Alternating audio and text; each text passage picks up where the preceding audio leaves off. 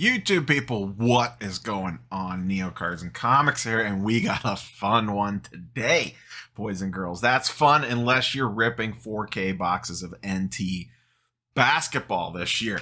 Because if you are, boy, have I got the thing for you.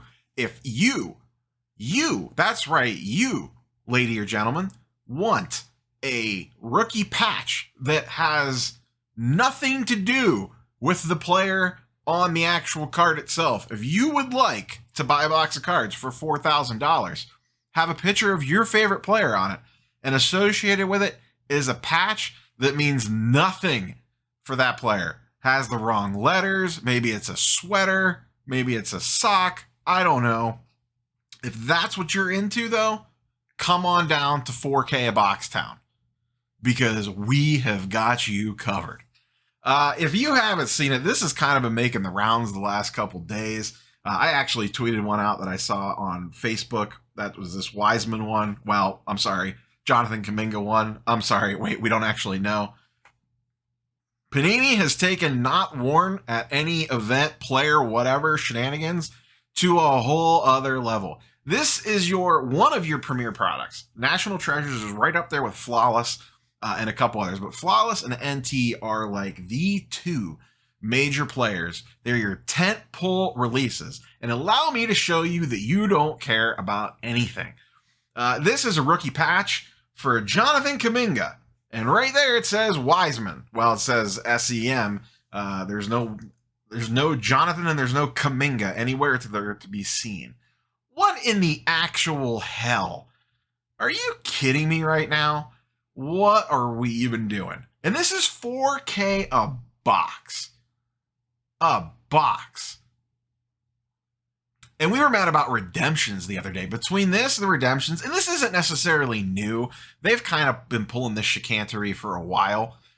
But come on, guys. One, your product was delayed for like an entire year. You're telling me in that entire year, you couldn't have like one quality control person actually look at this stuff, or whoever put the set together? Like, this is an absolute joke. An absolute joke. Like, we're going to look back one day and we're going to be like, what in the hell were we doing? Like, seriously. Here's another one. Here's another one for us. This one, Lamim James on the good old Instagram. Good old Lamim. Shout out Lamim. I believe he watches the channel on occasion. This is a rookie patch out of NT. And what do we have here? Sweater. The same sweater card you could get out of NBA Hoops Winter Blasters. Look at that. Christmas sweater, Jalen Green RPA. Boy, oh boy. Imagine that's your hit in the box. Imagine this is a hit in the box. Here's another one. This is a Chris Durante, whatever. Regardless, I don't know how to say it, but Panini doesn't know how to spell it. Because this, I don't see a J anywhere in there. Do you? I don't. So, what are we doing, guys? Guys, what are we doing? Are we literally just straight up running out the clock? Like, maybe Fanatics is going to be a disaster. I don't know. Nobody knows. Maybe they're going to be the greatest thing ever, and they're going to take the hobby to this whole next level, new heights, save us all from ourselves, not print us into the ground. But between the redemption stuff, this nonsense, the literally printing stuff into the ground, when they switched select from hobby only and then printed it into the ground on retail, that was the canary in the coal mine. That was it. And now you see how much Prism NFL is out there, and I can only imagine how much Prism basketball is about to be out there. Come on, guys. Please. I am willing to take the monopoly of Fanatics at this point over Panini running out the clock. The worst thing for the hobby and the sports card market and all the whatever you want to call all this nonsense is what they are doing right now. It is a joke. An absolute joke. Listen, I understand COVID nonsense happened. You had problems getting game used materials, jerseys, whatever. I sure You want to blame that? Blame that. Got it. And that was probably a legit concern. But if you're gonna put a jersey from the frickin' team shop inside these cards, can we at least match it up with the damn player? And I know this has been going on for a while. The Luka NT RPAs have number 88 on him. He doesn't even wear number 88. But come on. Seriously, at least if we're not going to get even player worn, could you at least match it up to match the player in the picture? Or worst case scenario, just don't use the patch that has the damn letters on it. Just use something that shows part of the logo or just a blue and yellow strip or something like that. Why are you so... You guys can't afford to buy a couple extra jerseys that you're desperate for every square inch of the piece of cloth that you need the S, the E, and the M. It's not like you're doing anything special there. It's not even that player. Like, at least pretend. Can you at least fake it? My goodness. I'm glad I don't rip a lot of wax, and I am proud of it. I know, I've been ripping the Prism NFL or whatever, and that has been an actual comical disaster to this point for me. The only reason I ripped that is because I acquired that at retail prices. I did not pay some marked up price. And I do miss ripping wax. It is fun. But when the reward is stuff like this, what are we doing? What are we doing? Maybe I'll rip a box of Topps Chrome Baseball. I've been thinking about potentially ripping some Topps Chrome Baseball when it comes out.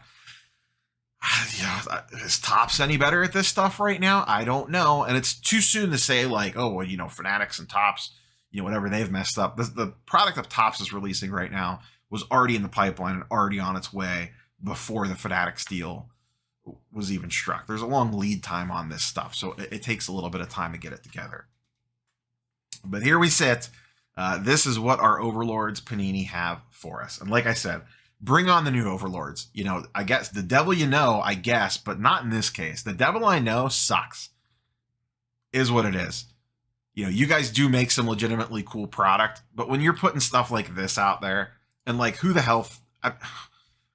thought this was a good idea in NT? Seriously? And then, like I said, the whole printing thing is also another disaster.